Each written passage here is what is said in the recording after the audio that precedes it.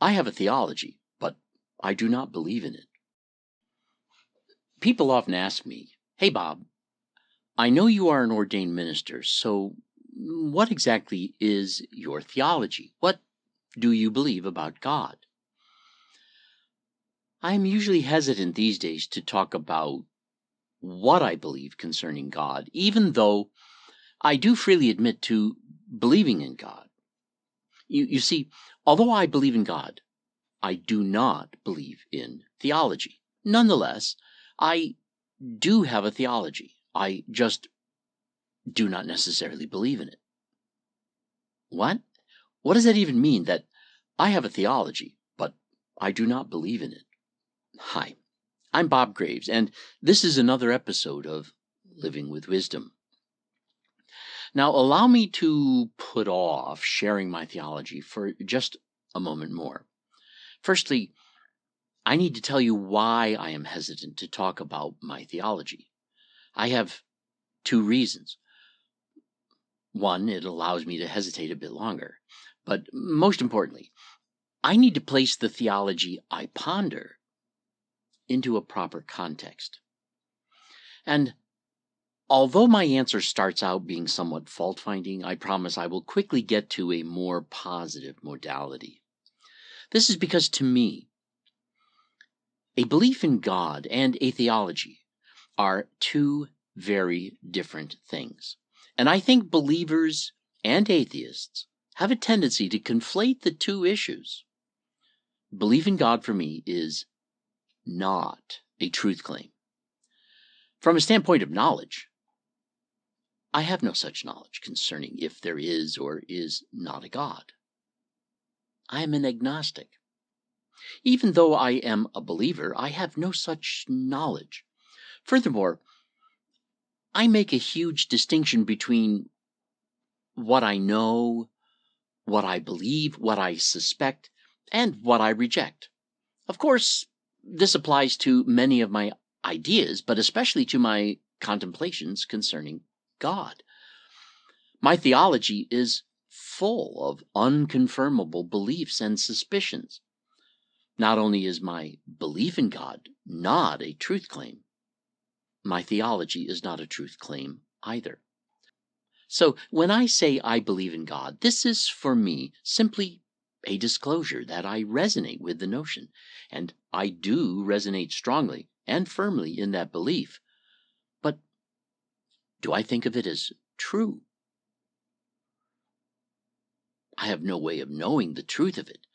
I admit I have nothing compelling to offer that ought to change anyone's position on the possibility of there being any such thing as a God.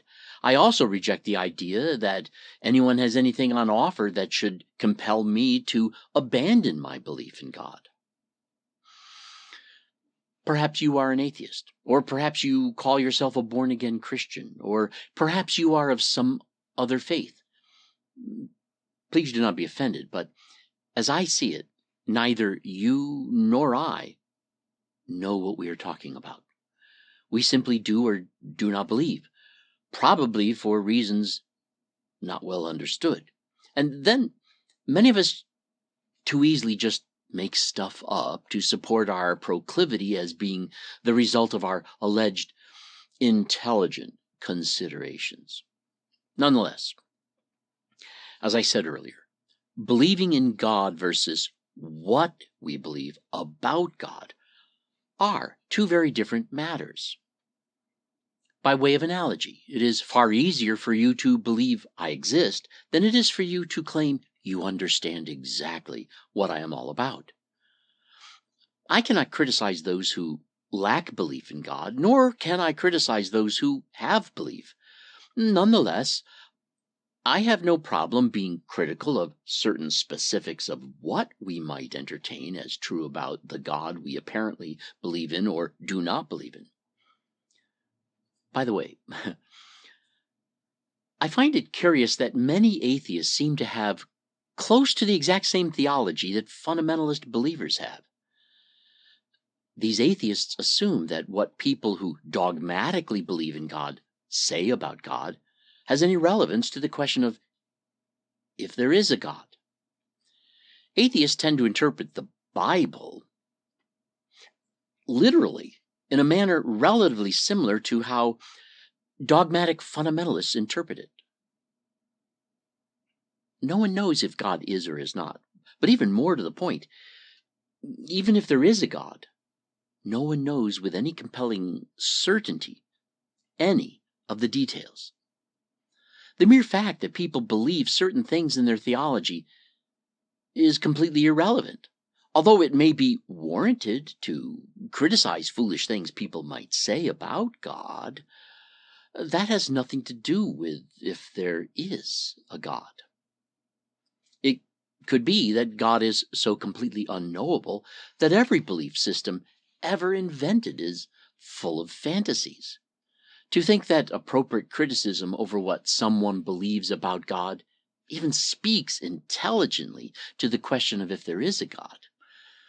This is the dogmatic atheist's most unintelligent gaffe.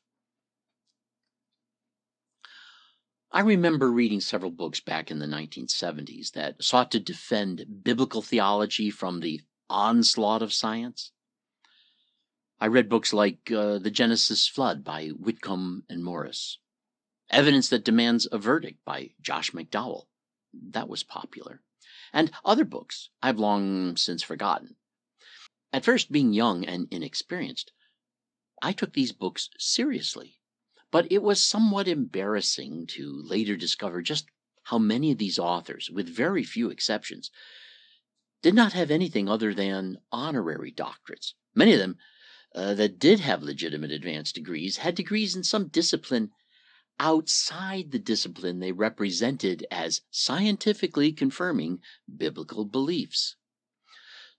So I finally concluded they were not reliable scholars defending the biblical beliefs of the fundamentalists.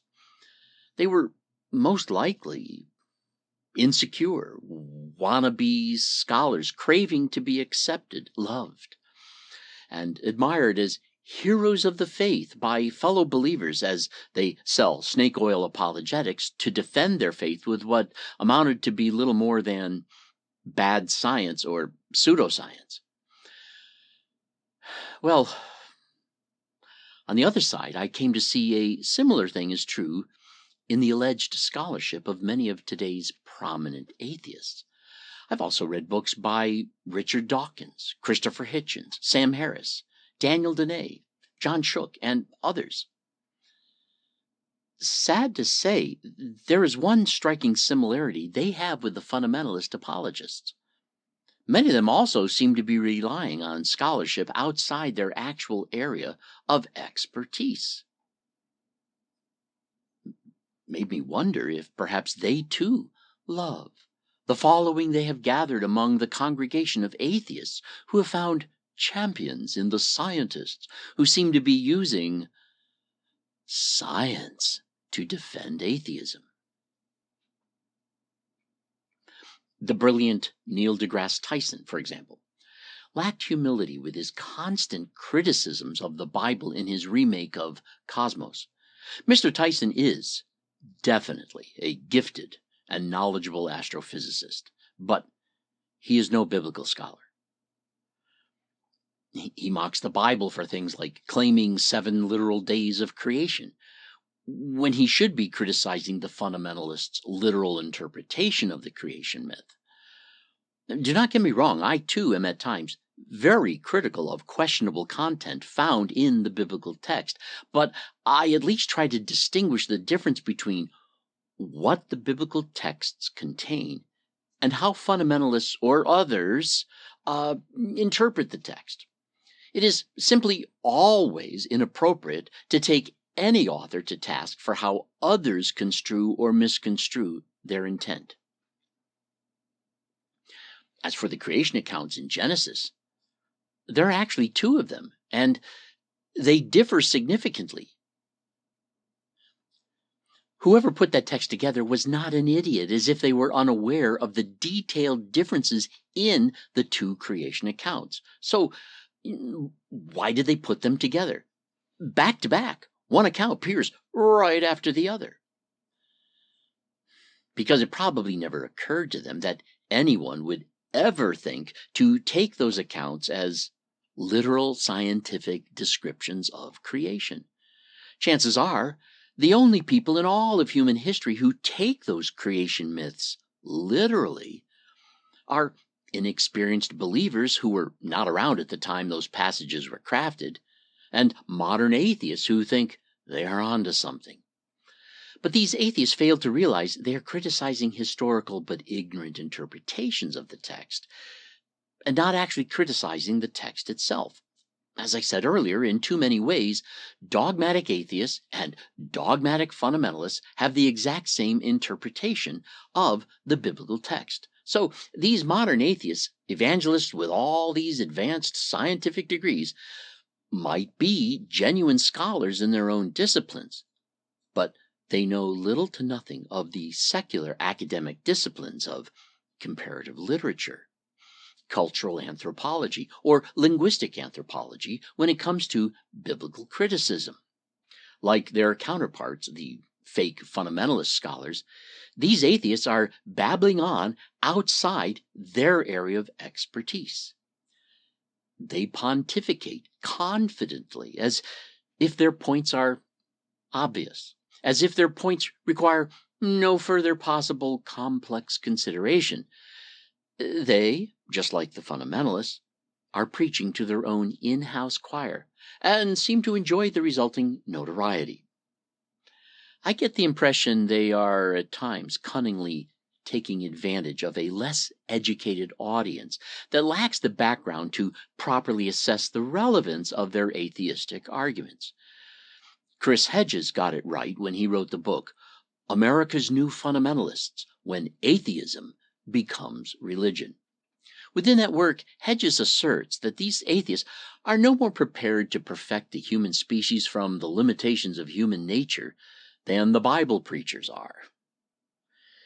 In this regard, religion, science, reason, believers and atheists are each of them too often inept and overconfident. This is not to say that science is unreliable, nor that reason serves no useful purpose. Nor is this to say that you should listen to me because I know what I'm talking about. Rather, it is to say that all these people are just as lost as the rest of us in figuring out the actual architecture of experiential reality when it comes to the possibility of God. So, my main hesitancy in sharing my theology is that I need to be understood at the outset as not at all dogmatic about what I believe. In spite of my being a college-educated person who has studied theology, human development, linguistic anthropology, computer programming, and accounting at 4 different colleges, and having been a college lecturer for 15 years at 2 different colleges, when I talk about God, I too am outside my area of expertise. As I see it, regardless of one's education or lack thereof, talking about God is always outside any area of expertise you or I may or may not have. My theology is admittedly completely theoretical. It depends on my imaginative ponderings. It is no better than armchair scholarship and is therefore unauthoritative. If it happens to make sense to you, it is only because you resonate with it for perhaps similar, unidentifiable reasons that I do.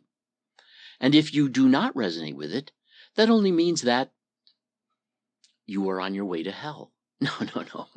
It does not mean that you are going to hell. It only means that you do not resonate with it. So it is with great hesitancy that I share my theology and talk about what I think describes God. Let me answer some common questions I am asked. Atheists often ask me why I believe in God. Honestly, I do not know. I've asked myself that question repeatedly over the decades. I have examined many alleged arguments for believing in God, and I find all of them lacking in compelling reason. interesting as they may be. I have also examined many interesting arguments for rejecting belief in God, and I find them lacking the exact same compelling logic as well. The idea that philosophical or rational arguments can help us settle this question is to me preposterous. The data or proof we would need scientifically or rationally to compellingly establish either option is simply unavailable to us. Thinking about God is thinking outside of a box we cannot escape. I believe in God, but I have no argument to justify that belief, and no one has any argument to talk me out of it. I've become comfortable with the conundrum, realizing that my belief is just as unjustified and as irrational as unbelief. So having said all that, what is it I believe about God? Well, to begin with, after studying several different biblical and systematic theologies for decades, having collected books by Geisler, Finney, Tyson, Calvin, and having read much of the Church Fathers, I have become convinced that every Christian theology I have ever studied borders on too many presuppositions. I reject most, if not all of it, especially the notion that God is omnibenevolent, omniscient, and omnipotent.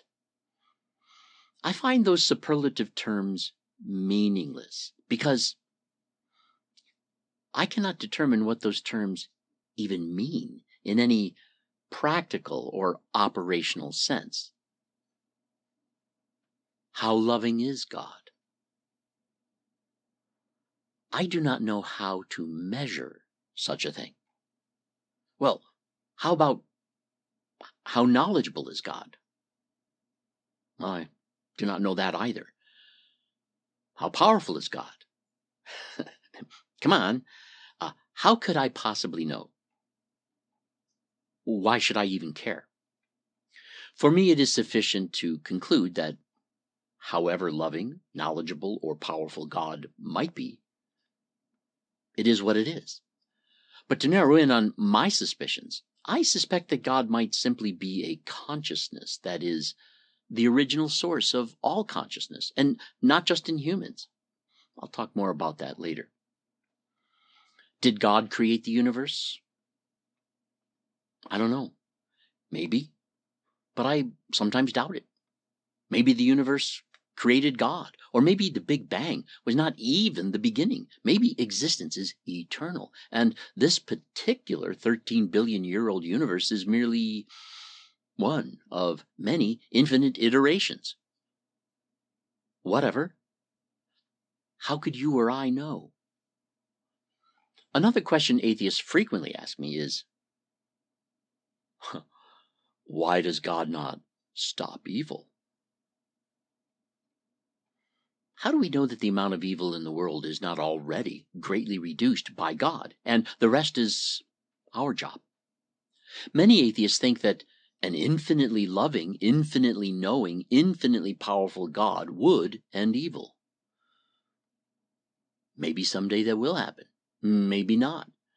But as I said earlier, I cannot assume God is infinitely anything. That theodicy argument strikes me as naive and presumptuous about what love, knowledge, and power can actually accomplish. Since when can knowledge end evil? Many people do things they know they should not. Many things we know are complex and not easily applied, leading occasionally to seriously bad outcomes. How does love end evil? Many a loved person has acted with the best of intentions and yet still has taken actions that inadvertently resulted in evil.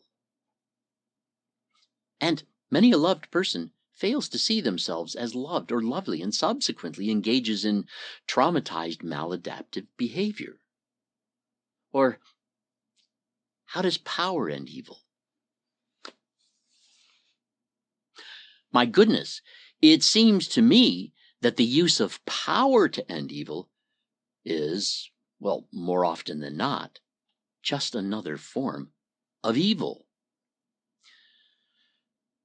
Perhaps the job of ending evil belongs to those doing evil. The only love, knowledge, or power that can end evil might just be limited to the love, knowledge, and power of the one who thereby decides to forego the evil they would otherwise have done. I just do not understand how this is God's responsibility and not ours.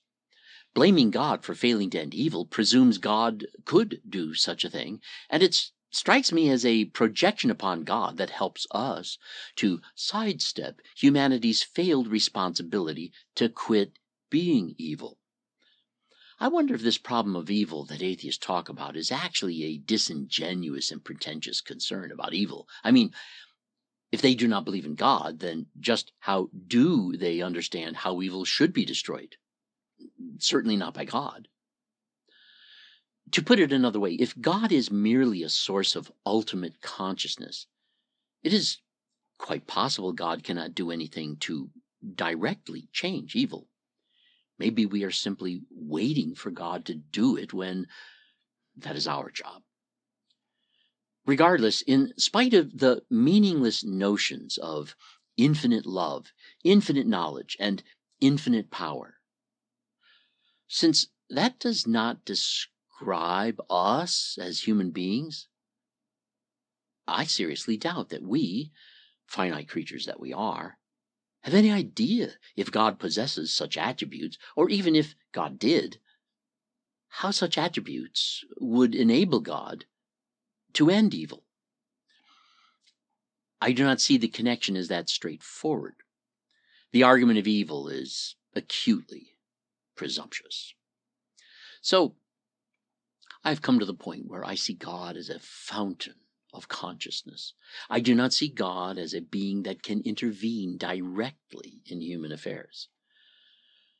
God does not help people find a good parking spot, or just the right pair of shoes at the mall, or find their soulmate. God does not help us believers with trivial favors while ignoring other people facing a severely traumatic crisis.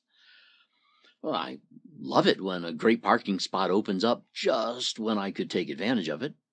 I'm grateful I can go to the mall and pick out a pair of shoes from among the variety available. And I accept my responsibility to become the man well suited to honor the woman who has become my life partner as we build a deeply meaningful bond. Consequently, I think of God as a being who is not only conscious, but is conscious of us, and we can be sensitive to God's presence. But that might be all there is to it. Maybe there's more. I do not really know. I think that consciousness, when not damaged by trauma or abuse, naturally, deeply respects consciousness in others. Healthy consciousness profoundly loves. I would suspect healthy consciousness also desires the well-being of other conscious entities in an empathetic manner, in keeping with whatever else may be part of their nature. For this reason, I believe that God is a presence from whom we can experience the nurture of a profound love. I say that we can, because if we are tribal in our hurt, abuse, or trauma, then we are also equally capable of projecting upon God our hatred of others, as we imagine that God is on our side and hates the same people we do. Furthermore, if in our personal insecurities, as we internalize our childhood mistreatment, we doubt our own value, we become self-loathing, and we imagine that God might hate us too. Or if Father God is deeply pissed, thankfully, the blood of Jesus hides our imperfections from his intolerable disgust of sinners. Atheists also frequently ask me to define God.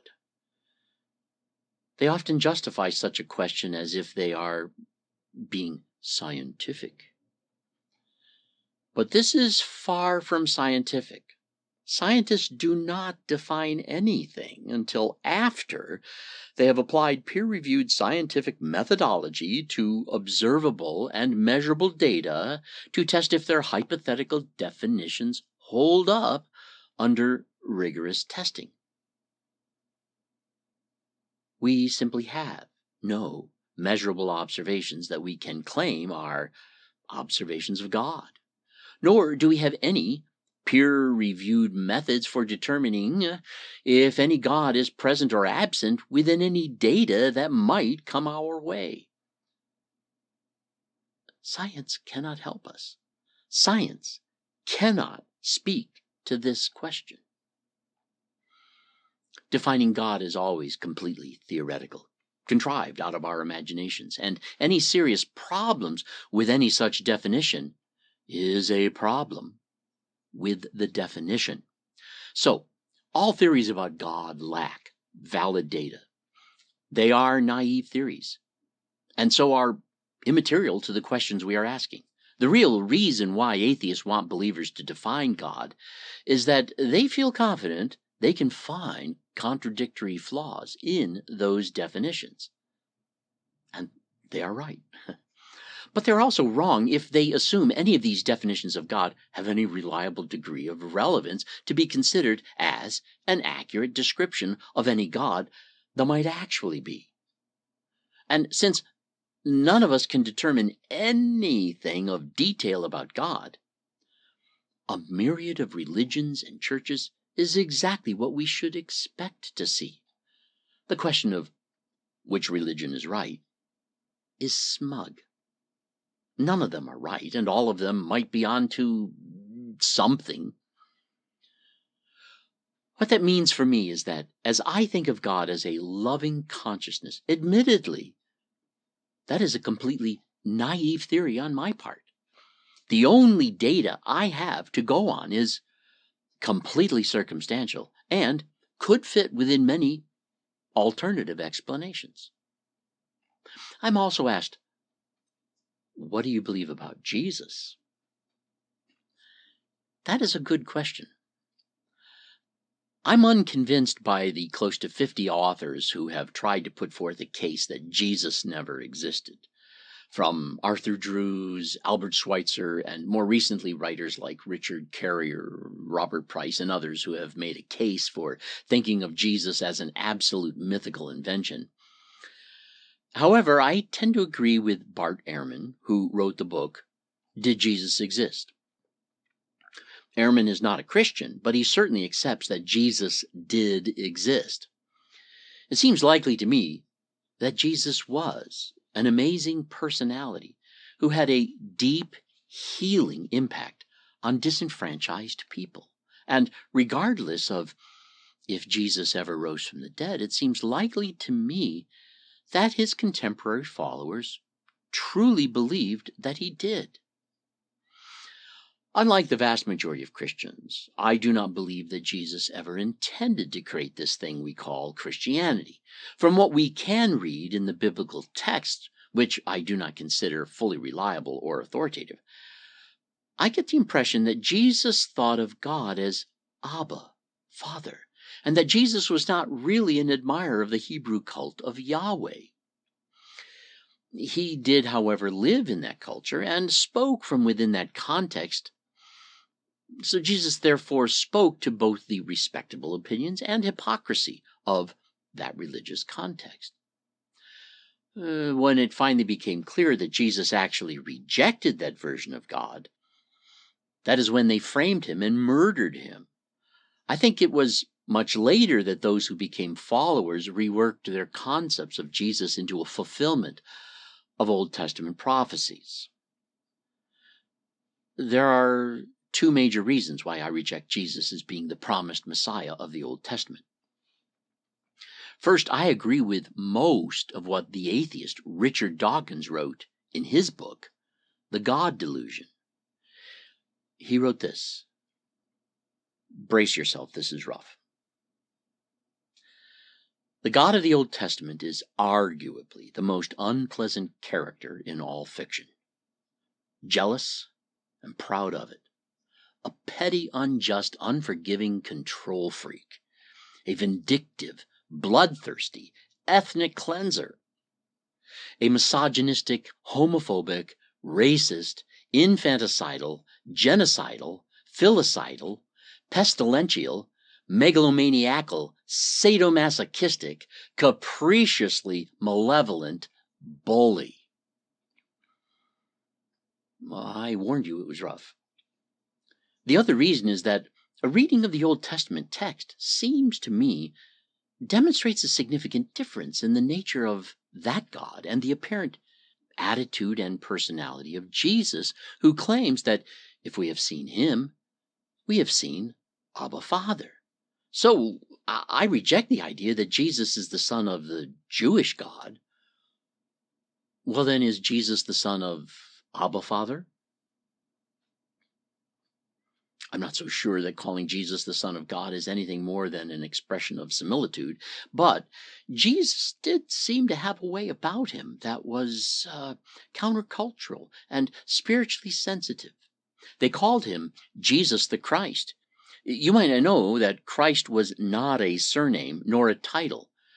From the Greek New Testament, the word is transliterated. That means they did not translate the word from the original language. Rather, they simply gave it an English pronunciation. But in the Koine Greek of the original language of the New Testament, the word Christos referred to Jesus as the Anointed. What does that mean? Sorry to keep putting off the questions.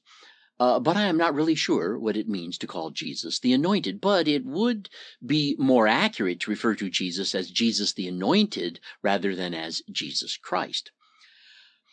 I suspect that this referred to his apparent clarity concerning how he understood God and how he related that understanding to hurting, disenfranchised people, people who were alienated from the religious leaders of the day. But over time, as Christian followers became more numerous, and by the time that the New Testament is written, some 50 to 90 years after Jesus' death, I think that Jesus was modified in the thinking of his followers as the Son of God and as God himself. If Jesus did have any sort of special connection with God, I do not see how anyone could ever know that with anything resembling certainty. And I certainly do not think that believing Jesus to be the Son of God could possibly be something that, even if true, would be required of anyone to agree with in order to be saved from eternal damnation. The idea that loving consciousness would ever require agreement of an absolutely unprovable claim strikes me as arbitrarily unjust. It makes Jesus no different from that Old Testament bully Dawkins appraised. But I do find myself resonating with a vision of God that strikes me as quite similar to how Jesus might have also envisioned Abba Father, minus the distortions gathered over time that became a religion. And that way, maybe I am also an anointed one, which, by the way, is a legitimate English translation of the Greek word Christian. So in the sense that I see God in a manner very similar to what I suppose Jesus likely did, that is the only sense in which I can call myself a Christian or an anointed one. But to be honest, what most people think of as what it means to be a Christian does not describe me. So let me fill out just a few more details of what I believe regarding God. I not only believe that God is a loving consciousness capable of being aware of all consciousness, I also believe that this consciousness of what God is can mingle with our own consciousness as a nurturing, connected presence. We can be mysteriously joined with that nurturing presence, and that can help us to become loving, mature human beings, capable of being the best we could ever be if we grow in that nurture. God, in that sense, is to me a very personal, constant, loving presence. It makes me a better man. But I have no name for this God. I do not need one. But I occasionally use Abba because I like the reference. It is congruent with how I perceive God and his redemptive potential for hurting damaged people. By the way, I say his, not because God has any gender, but because it is an English regularity. I think of God as non-binary, as an it, just not antiseptically. Those who are familiar with my notions often ask me if I think belief in God is necessary. I think that is a question a bit too simplistic. Belief in God can run the continuum from good to bad, and so can unbelief. It really depends on how the person believing or not is influenced by their perspective and what it is they think it implies about them, their behavior, others, and reality in general. So I think belief in God can be, for some people, very beneficial, but there is no guarantee. Nonetheless, I would not think it necessary. Belief in God is just a suspicion some people resonate with and some people do not. Anyway, I resonate with something William Paul Young wrote in his book, The Shack, except I take it a step farther than Young did. In that novel, and in the movie based on the book, there is this scene where Mackenzie is talking to an appearance of Jesus and is confused by things Jesus is telling him about eternity. And so Mac straight up asks Jesus something like, "Are you telling me that all roads lead to heaven?" Jesus responds saying something along these lines. Not at all. Most roads don't lead anywhere. What it does mean is that I will travel any road to find you. As I see it, no one can find God, but God can find you wherever you are. It might require an openness to embrace the God who is finding you, and admittedly, that is difficult when we are overloaded with trauma or abuse or self-loathing or dogmatic atheism or dogmatic authoritative religious God notions. So basically, I do not believe in any particular religion. I think all religions are man-made inventions. I also believe that people who truly hunger and thirst for the love that can be experienced from this loving consciousness can encounter this loving consciousness from within almost any crazy, irrational religious framework. But I think we benefit most from that nurturing, loving presence when we can finally drop the religious framework. God is so abstract that there is no such religion possible or necessary. I see Christianity as just another road that God can travel, as it were, to find you. And when found, you can live loved, be at peace, believing that whatever eventually comes of life and death, that somehow all will be well. But you might object. Listen up, Bob. Life sucks for the majority of people on the planet and has throughout history. Yeah, I agree. And much of it is caused by our own unloving immaturity. Now, I have no way of knowing this, but it seems to me entirely possible that in a universe that seems to be, 13 billion years old, that we may have lived countless lives under countless circumstances, on countless planets, as countless different kinds of living beings. We may have been brutes, saints, indulged, disenfranchised, abused, abusers, godless, godly, intelligent, brain challenged, well off, impoverished, male, female, or whatever. We may have died peaceably or horribly many, many times, and so on. By the time this all wraps up, all of us may have all our memories re-engaged, and after having had so many similar experiences, perhaps only then we will finally understand what it really means to deeply empathize with each other, to forgive our enemies, and to truly love ourselves and one another. Now, I do not know that this is the case, but I have no problem wondering if something like that might be what we are caught up in. I do know this. For me, God is an experience of a constant, loving, conscious presence. This experience has helped me over the years to love myself and to love others. But struggling to understand this constant sense of an abiding presence of God within me, surrounding me, has been either a fascinating hallucination or a blissful reality. But which is it?